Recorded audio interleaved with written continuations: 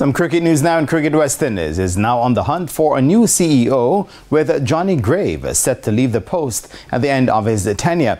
And Grave has been serving in the capacity of CEO since 2017, when he was appointed by then Cricket West Indies president Jamaica's Dave Cameron. He will leave the post when his contract ends in October.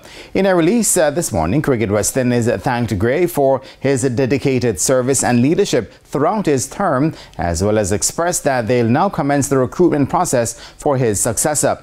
The news comes as Cricket West Indies president Dr. Kishore Shallow continues a shake-up of the regional body, which also saw Jamaica's Jimmy Adams leaving his post as director of cricket last June.